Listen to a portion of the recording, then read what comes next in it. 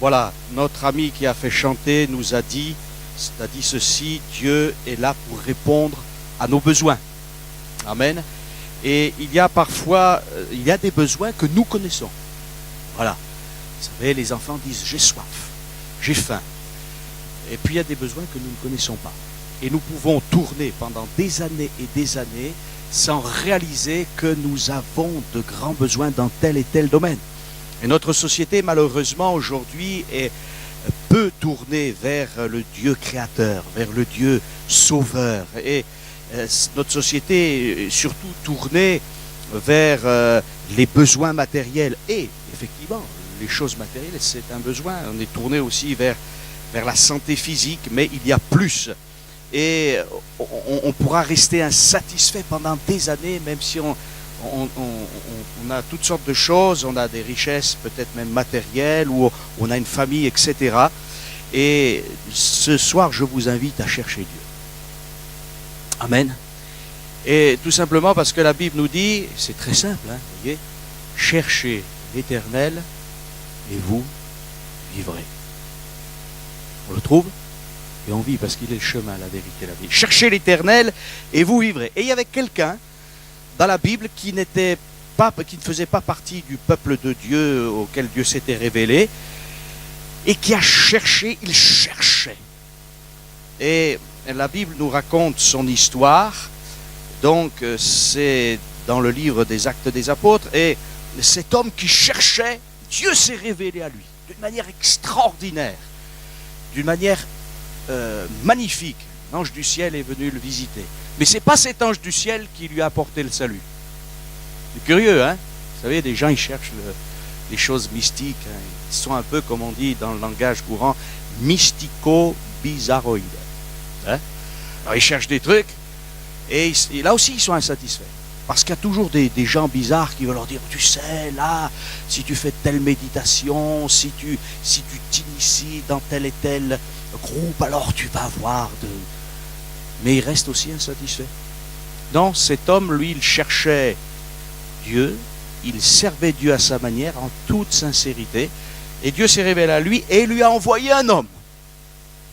Et cet homme, il va raconter ce qui s'est passé justement dans la maison de Corneille, puisqu'il s'agit de Corneille, le premier païen véritablement qui s'est converti à Dieu. C'était un soldat. Curieux, hein, Dieu a commencé par un militaire.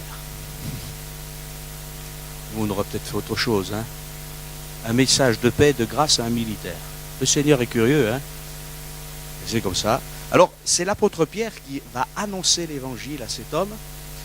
Et il va dire à ceux qui sont à Jérusalem ce qui est arrivé. Il va dire: et lorsque Pierre fut monté à Jérusalem, les fidèles circoncis, c'est-à-dire les Juifs, lui adressèrent des reproches, en lui disant: tu es entré chez des incirconcis, c'est-à-dire des gens qui ne font pas partie du peuple juif, et tu as mangé avec eux.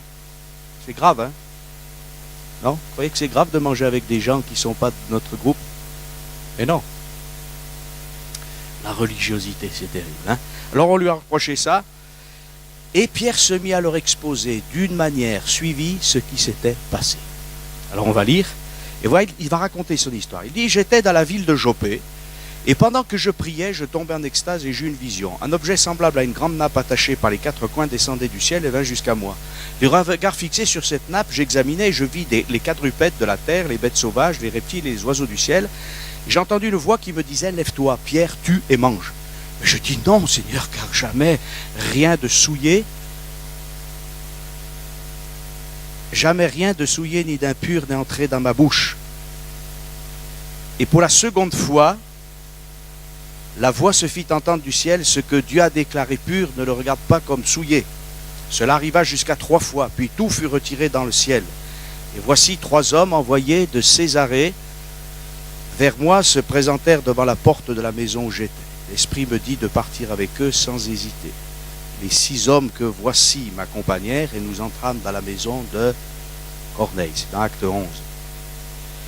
Cet homme nous raconta, mais c'est ça qui est important, écoutez. Cet homme nous raconta comment il avait vu dans sa maison l'ange se présentant à lui et disant: envoie quelqu'un à Jopé et fais venir Simon, surnommé Pierre, qui te dira des choses par lesquelles tu seras sauvé, toi et toute ta maison. Amen. Voilà, c'est ce verset qui est important. Il va te dire des choses. Il va te dire des choses par lesquelles tu seras sauvé, toi et toute ta maison. Il n'a pas dit que c'était Pierre qui allait le sauver. C'est pas l'ange qui a visité Corneille qui l'a sauvé. Nous ne sommes pas sauvés par des anges. Nous ne sommes pas sauvés par une communauté. Nous ne sommes pas guéris par un prédicateur qui aurait des pouvoirs surnaturels, comment dirais-je, propres. Quand Dieu peut donner un don de guérison, mais ce don de guérison, il vient de Dieu et il est communiqué à quelqu'un. Vous voyez, donc l'homme ne l'a pas se glorifier. Mais Dieu dira à Corneille, voilà, tu vas chercher cet homme et lui, pas un ange, il te dira des choses par lesquelles tu seras sauvé, toi et toute ta maison. Amen. Alors on va voir ce que sont ces choses. Voilà, parce que c'est important. Ce soir, il y a quelqu'un dans cet auditoire qui a besoin du salut de son âme. Ce n'est pas une petite affaire. Vous pouvez ressortir de ce lieu guéri dans votre corps. Et je bénirai le Seigneur. Et tous on louera le Seigneur pour cela. Amen. Vous pouvez ressortir de ce lieu en ayant la conviction que Dieu s'occupe d'une affaire particulière, peut-être de votre travail, parce que vous cherchez du travail. Et si vous trouvez du travail demain matin à 8 heures, je louerai le Seigneur. Amen. Si peut-être il y a quelqu'un de votre famille avec lequel vous voulez rentrer en contact et que vous n'avez pas vu depuis longtemps et que vous voulez lui parler, peut-être, eh bien, la chose va se faire. Et je bénirai le Seigneur. Et le Seigneur est prêt à faire beaucoup de choses pour vous, pour cette terre. Et ce serait terrible que d'être guéri, délivré, béni dans le domaine matériel ici-bas et de passer à côté du plus grand cadeau de Dieu que Dieu veut vous offrir, à savoir la vie et la vie éternelle. Et voyez, c'est cela. On est dans un monde qui nous promet d'abord, qui nous promet toujours pour demain, alors que Dieu nous dit que si nous croyons en lui, nous avons la vie éternelle. Et voici que voilà les quelques paroles que Pierre va prononcer chez Corneille. Et il va parler, on ne va pas tout citer parce que ce serait un peu trop long, mais c'est juste dans Acte 10. Et on va lire à partir de Acte 10, 38 et on va regarder quelques versets. Voilà où Dieu veut nous mener. Voilà. Il nous est dit dans ce texte, Pierre va dire à ses auditeurs, puisqu'il y a la Corneille et toute sa famille et même des amis, donc ils se sont rassemblés. Oui, ils n'étaient pas 10 000, hein, voilà, mais une grande famille, des amis, comme nous peut-être un peu ce soir. Et il va dire, voilà, vous savez, parce que cette histoire, elle était déjà connue un petit peu, du bouche à oreille, comment Dieu a oint du Saint-Esprit de force Jésus de Nazareth, qui allait de lieu en lieu, faisant du bien et guérissant tous ceux qui étaient sous l'empire du diable, car Dieu était avec lui. Amen. C'est beau ça, hein? Et je peux dire, parce que je ne défends pas l'Écriture, notre Dieu est toujours le même. Jésus ne va pas de lieu en lieu, mais il va d'être humain en être humain, là où on l'accueille. Alléluia. Il fait du bien, il guérit tous ceux qui sont sous l'empire du diable, car Dieu est avec lui. Parce que la Bible nous dit que Jésus-Christ est le même, hier, aujourd'hui et éternellement. Amen. Si je suis là dans ce lieu et beaucoup de personnes aussi, c'est pas parce qu'on s'est dit tiens, on n'a pas grand chose à faire, on va venir 9 rue Vancarion pour prendre un petit peu du bon temps, simplement pour être ensemble. Bien sûr qu'on prend du bon temps, mais ensemble, là, gloire à Dieu, mais c'est plus que cela. Parce qu'au milieu de nous, il y a celui qui peut agir. Amen. C'est pas, peut-être que vous attendiez pour quelques-uns, qu'est-ce que va faire le pasteur, qu'est-ce que va faire le chantre, est-ce qu'il va y avoir une bougie d'allumée, est-ce qu'il va y avoir quelque chose de... Non, simplement, ce qui fait la qualité de cette réunion, c'est la présence de Jésus par le Saint-Esprit. Amen. Et tu as besoin dans ton âme que Dieu te fasse du bien. Dieu va le faire. Alléluia. Laisse Jésus agir. Ce qui est magnifique dans les évangiles, vous voyez, c'est qu'on voit des hommes qui résistent à Dieu. Bon, ça, on ne va pas trop s'en occuper, ces gens-là. Parce qu'après tout, on fait ce qu'on veut. Hein. Dieu ne nous impose rien. Mais on voit des gens qui laissent Jésus agir dans leur vie. Voilà, Seigneur, je veux la guérison. Lorsque Jésus pose la main sur eux, ils ne disent pas non Seigneur, ne me touche pas, non, ils laissent Jésus agir. Lorsque Jésus leur dit une parole, ils croient cette parole. Ils laissent Jésus agir. Et ce soir, n'inventez pas des choses dans vos pensées. Mais Jésus est présent pour guérir, pour consoler. Voilà, il y a certainement quelqu'un qui souffre dans son corps. Jésus veut le guérir. C'est pas, il va peut-être, on ne sait pas. Non, Jésus veut vous guérir. Amen. Il y a sans doute quelqu'un, et c'est évident, qui peut-être a toutes sortes de soucis. Alors la Bible nous dit, déchargez-vous sur Jésus de tous vos soucis, car lui-même prend soin de vous. Amen. Moi, j'ai expérimenté ça des dizaines de fois. Il y a des dizaines de chrétiens ici qui ont expérimenté ça des centaines de fois. Il y a des moments où on n'en pouvait plus et on a dit, Seigneur, il n'y a que toi. Je m'en remets à toi. Et d'une manière extraordinaire, même si l'épreuve n'était pas terminée, le Seigneur nous tenait comme ça dans sa main. C'est ça notre témoignage. Amen. Et faisant du bien. Amen. Faire du bien. Et guérissant. Mais vous savez, nous, on fait du bien des fois aux autres. Mais quand même, c'est pas tout à fait ça. On est limité, vous n'avez pas remarqué, on est limité dans les moyens financiers, on est limité dans le temps, on est limité dans l'espace. Des fois on dit, j'aimerais bien faire du bien à ma grand-mère qui a 100 km, j'aimerais être avec elle, j'aimerais lui parler, puis on ne peut pas parce qu'on est au travail et ceci. C'est pas vrai. On a un ami, on l'a peut-être visité une fois à l'hôpital, mais on ne peut pas rester 8 heures avec lui. C'est vrai, on est limité. Et Jésus n'est pas limité. Combien d'hommes et de femmes sur leur lit d'hôpital étaient là, tranquilles, alors qu'ils souffraient peut-être et qui pouvaient dire, mais Seigneur, tu es avec moi. Et la présence de Dieu était leur réconfort, au point que leurs compagnons de chambre leur disaient, mais monsieur, vous êtes, ou madame, vous semblez paisible, vous avez... Oui, Jésus est passé dans ma vie. Et il m'a fait du bien. Amen. Et il est là, il est toujours là, faisant du bien et guérissant tous ceux qui étaient sous l'empire. Cette expression, elle est terrible, hein, l'empire du diable. C'est plus qu'un royaume, c'est un empire.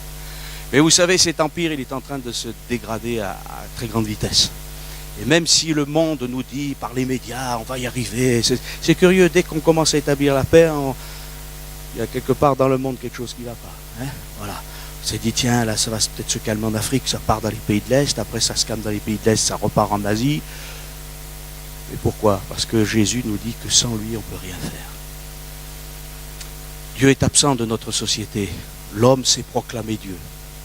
Et c'est pour cela qu'en fait, se proclamant Dieu, il est esclave de Satan. Un empire. C'est un empire, c'est souvent constitué de différents royaumes, parfois même contradictoires. Il y en a eu des empereurs, vous n'avez pas remarqué? Empereurs romains, alors ils avaient des royaumes, mais ces royaumes, ils n'arrivaient pas à les unifier, ils n'arrivent pas à les... Je sais pas, ça ne marchait pas. Hein? Les empereurs romains, ça n'a pas bien marché. Hein? Il y a toujours une guerre quelque part, il fallait envoyer une légion ici et là.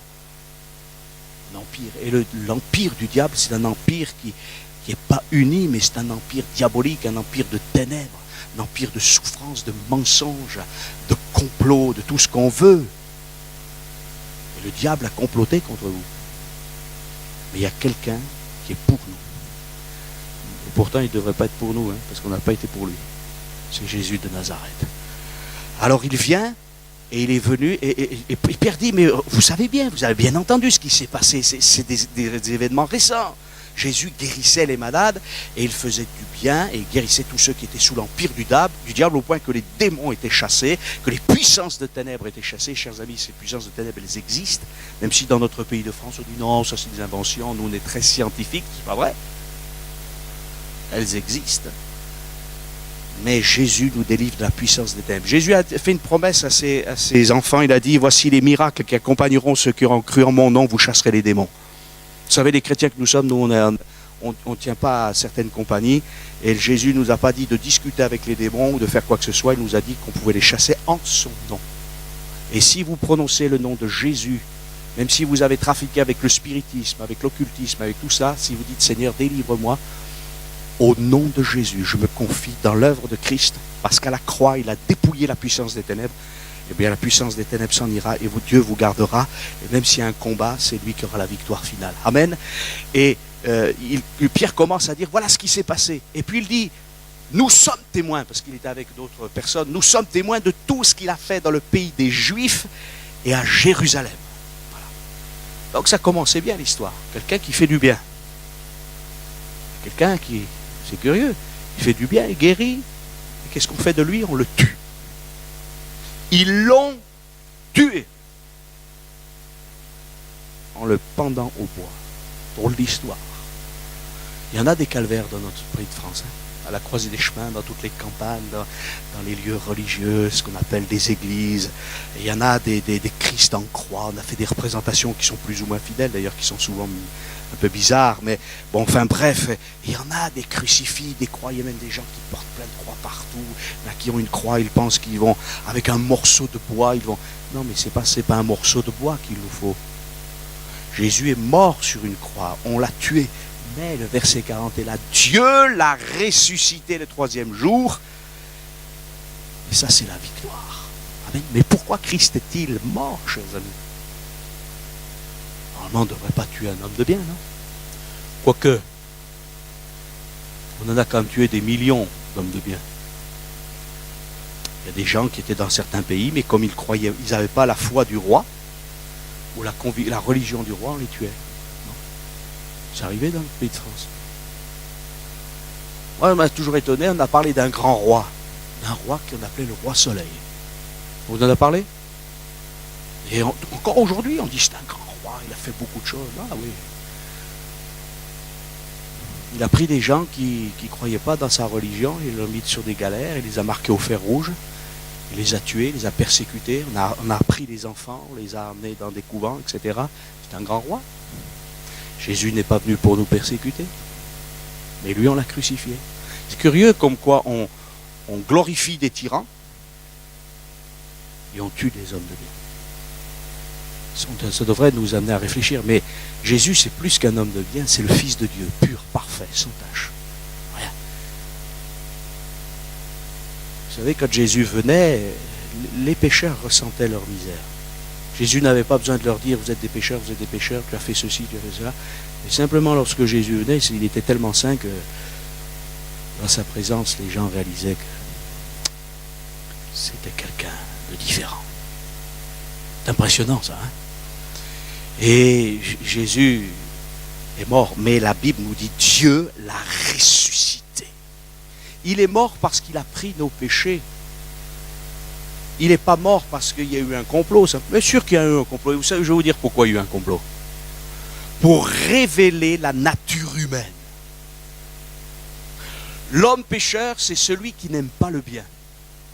Et nous tous, ne dites pas que nous sommes venus sur cette terre en disant « Oh, si je pouvais faire le bien, si je pouvais dire la vérité, si je pouvais donner aux autres. » Vous n'avez pas remarqué? Les petits-enfants, ils ont un jouet, je ne te le donne pas, hein. Partage pas avec toi, hein. Déjà l'égoïsme, voilà, hein. Et tous ceux qui ont eu des enfants ou qui ont fréquenté des enfants ou des petits-enfants, c'est comme ça. Et on se dit, mais nos petits-enfants sont comme ça, nos enfants sont comme ça. Donc ça veut dire que nous, on est comme ça. Et on a besoin d'être changé. Hein. Notre caractère a besoin d'être transformé. Dieu nous prend tel que nous sommes, mais il nous change. Christ est mort pour nos péchés. Alors aussi, il faut expliquer ce que c'est que le péché, parce que le péché, c'est pas toujours avoir tué, avoir fait les 400 coups, braquer une banque. Hein. C'est aussi avoir méprisé quelqu'un. C'est aussi s'être moqué de quelqu'un. C'est surtout avoir tourné le dos à Dieu en disant « j'ai pas besoin de toi ». C'est ça le premier péché de nos parents. Je désobéis, j'ai pas besoin de toi, Seigneur. Une société qui dit « tu nous as même pas créés ». Nous, on pense descendre, je ne sais pas d'où. Quelle offense. Mais Dieu nous aime néanmoins. Et il a une grande patience. Et il y a un jour qui est pas un jour de 24 heures, qui est un jour de grâce qui dure depuis presque 2000 ans. Amen. Et Dieu t'invite à venir. Il est mort pour tes péchés. Il est mort pour mes péchés. Il a accepté de prendre tous mes péchés, tous tes péchés. Il a payé à ta place. Amen. Mais comme il était innocent, Dieu l'a ressuscité des morts, il est vivant. Alors, on pourrait se dire, quelqu'un qui a été massacré, quelqu'un qui a été tué et qui revient à la vie, qu'est-ce qu'il fait? Normalement, il se venge. Même pas. Curieux, hein? Et c'est pour ça que la Bible nous dit, Dieu prouve son amour envers nous, en ce que lorsque nous étions encore des pécheurs, Christ est mort pour nous. Mais ressuscité d'entre les morts, vous savez quel est le message de Dieu? La paix soit avec vous. C'est quand même un drôle de message, le message de l'évangile. Et c'est le plus excellent des messages. Il va y avoir mieux, hein?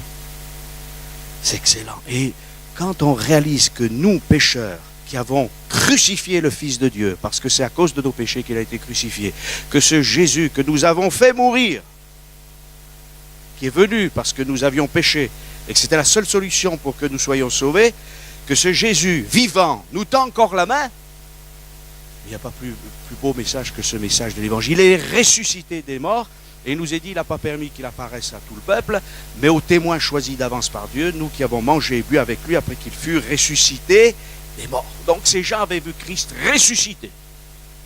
Amen, ils avaient même mangé et bu avec lui. On est compte?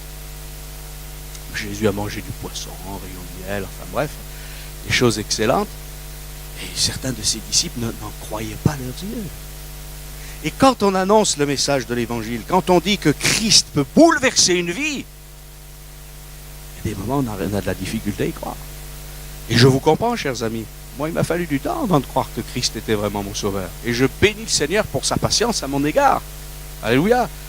Mais je reviens. Dieu dira à Corneille, il te dira des choses par lesquelles tu seras sauvé, toi et toute ta maison. Amen. Dieu veut commencer par toi. Et puis après, la maison, elle peut suivre aussi. Hein. Voilà. Alors, il nous est dit que ce Jésus ressuscité a ordonné quelque chose, de prêcher au peuple et d'attester que c'est lui qui a été établi par Dieu, juge des vivants et des morts. Tous les témoins, les prophètes rendent lui le témoignage que quiconque croit en lui reçoit par son nom le pardon des péchés.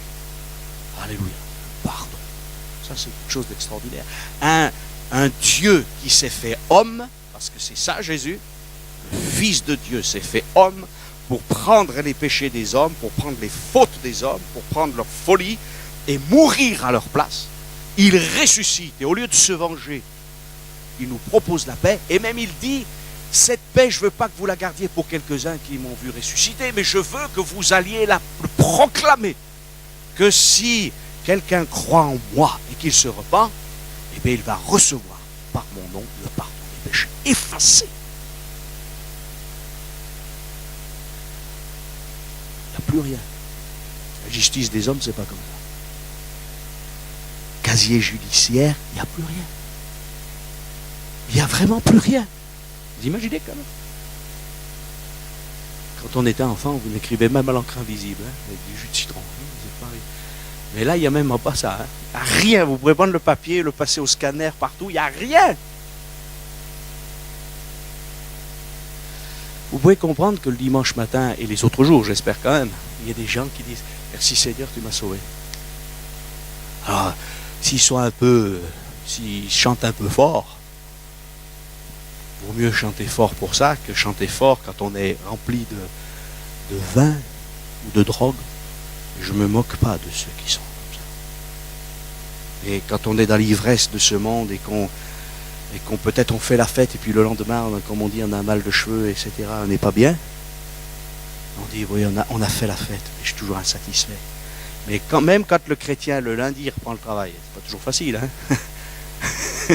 C'est le lundi. Mais il dit, qu'est-ce qu'on était bien ensemble, hein, dimanche. Puis aujourd'hui, Seigneur, tu es encore avec moi. Je vais te louer. Parce que même si je vais au travail, c'est que j'en ai du travail. Eh oui. Donc même si c'est difficile, Dieu va m'aider. Tu vas me faire grâce, tu me donnes moi des forces. Et puis je vais louer ton nom. Amen. Reçois en son nom le pardon des péchés. C'est fini. C'est terminé. Voyez, bien sûr que le Seigneur veut vous guérir dans votre âme. Bien sûr que le Seigneur veut vous faire du bien. Mais la clé, c'est ça. Vous savez, quand on a reçu le pardon de ses péchés, on était coupable et maintenant on est pardonné.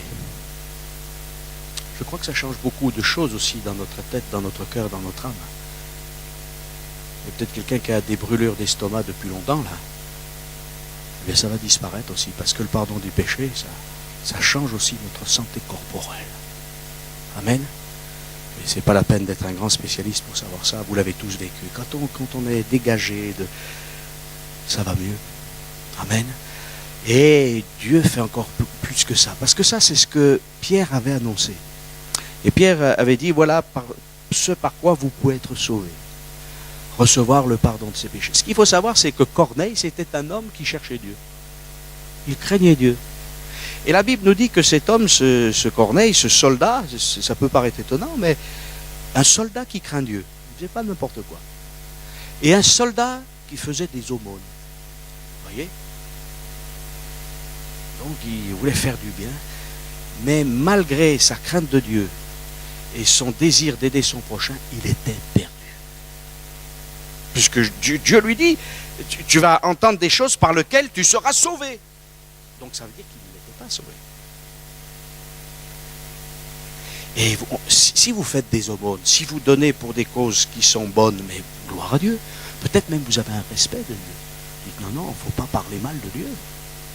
Et jusqu'ici, on vous a donné quelques éléments spirituels. C'est bien, gloire à Dieu, mais ça ne vous sauve pas. Il y a des gens qui disent, moi, vous savez, depuis des générations, mon père était ceci, cela, j'ai des gens qui sont religieux dans ma famille, ça ne vous sauve pas. Hein? Moi, mes parents étaient chrétiens, mes grands-parents étaient chrétiens, mes arrière-grands-parents étaient chrétiens. Et ça ne faisait pas de moi un chrétien. Hein? J'étais un pécheur. Mais Dieu a sauvé le pécheur que j'étais. Amen. Il a fait de moi une nouvelle créature. Et il continue encore son travail dans ma vie. Alléluia. Et vous savez comment Dieu continue son travail dans notre vie? Non pas par simplement quelques paroles d'un prédicateur. Mais la Bible nous dit, alors que Pierre était en train de prêcher l'évangile, moi j'aimerais que ça m'arrive ça, peut-être que ça m'arrive un jour.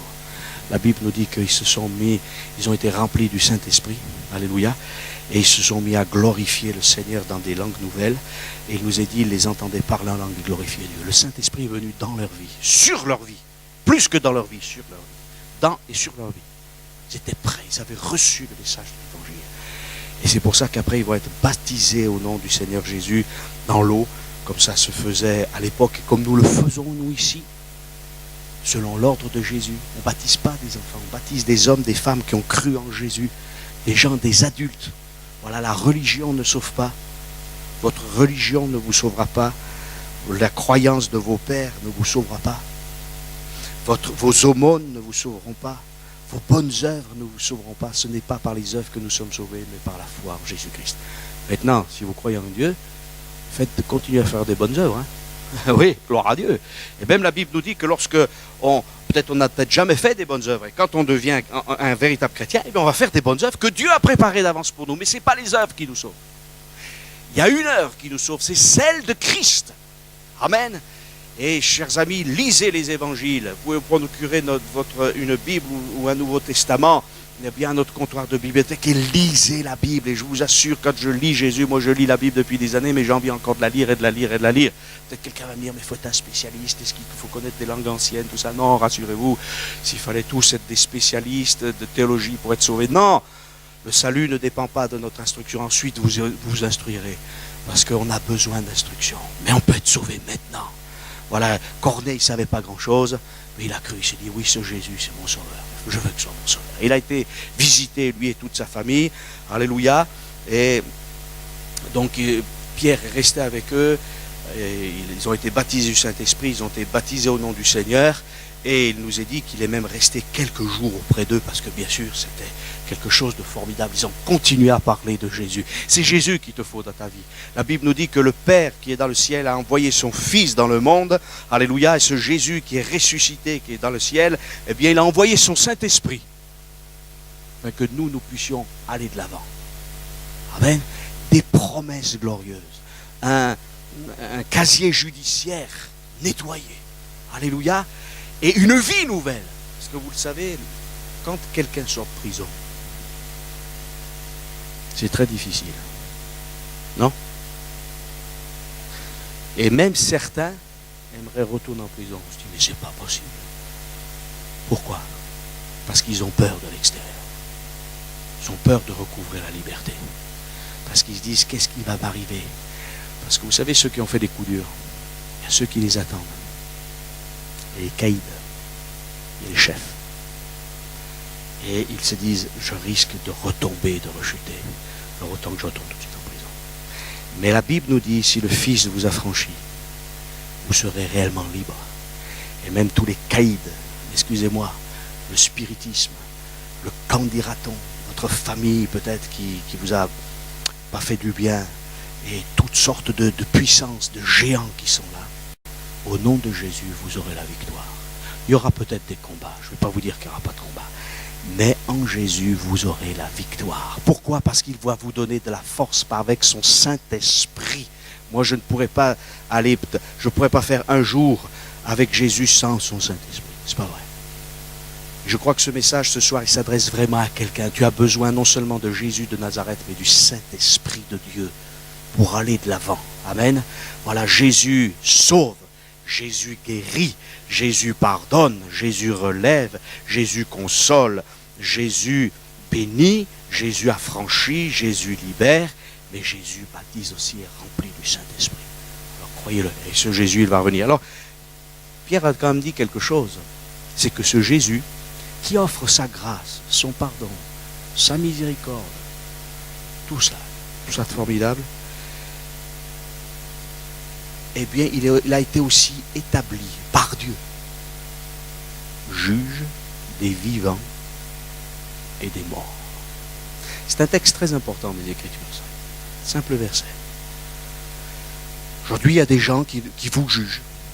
Il y a des gens qui nous jugent. Et d'ailleurs, ils nous disent, mais vous n'avez pas le droit de penser comme ça. Vous n'avez pas le droit de faire ça. Mais le vrai juge des vivants et des morts, il n'y en a qu'un seul. C'est celui qui est passé par la mort et qui est ressuscité. Dieu, le Père, l'a établi. Pourquoi? Parce qu'il est venu comme un simple homme.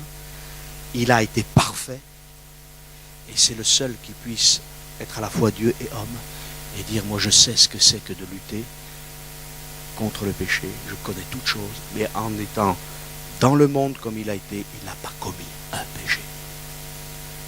Il est à la fois grandement miséricordieux aujourd'hui, si tu veux, de sa grâce. Et si tu refuses sa grâce, un jour tu te retrouveras non pas devant lui comme un avocat, mais comme un juge. Aujourd'hui, Jésus est un avocat. Amen. Et si tu lui dis, demande aide, qu'est-ce que c'est un avocat? C'est quelqu'un qui nous aide dans notre cause. Alors il va régler ton problème. Amen. Et il va se présenter devant le Père en disant, cet homme-là, cette femme-là m'a accepté comme sauveur. Le Père dit, il n'y a pas de problème, il est sauvé. Maintenant, si on refuse le Fils, la Bible nous dit, celui qui a le Fils a la vie, celui qui n'a pas le Fils n'a pas la vie, et la colère de Dieu demeure sur lui. Parce que ce plan de grâce, il est tellement beau et excellent que si on le, excusez-moi, si on le méprise, certains même crachent sur ce salut merveilleux, eh bien on offense Dieu. Et cette offense, faite non pas au Fils simplement, mais surtout à l'Esprit Saint, eh bien c'est un point de non-retour. C'est très important l'évangile. Alors Dieu veut nous faire grâce ce soir. Amen. Et il est là. Amen. Comme il l'a été pour la veuve de Naïn qui avait perdu son fils, comme il l'a été pour le lépreux qui est venu vers lui, comme il l'a été pour moi lorsque j'ai été malade, lorsque j'ai eu des afflictions, comme il l'a été pour ceux qui sont venus ici avec la dépression, avec peut-être justement un casier judiciaire aussi rempli, mais pas par rapport au ciel, mais par rapport ici-bas. Des fois, il y a des gens qui m'ont dit, vous savez, monsieur, j'ai fait de la prison, c'est fini pour moi. Non, non, non, pas fini pour toi. Tu as fait des bêtises, des grosses bêtises, mais le Seigneur veut te pardonner et surtout te transformer. On va prier.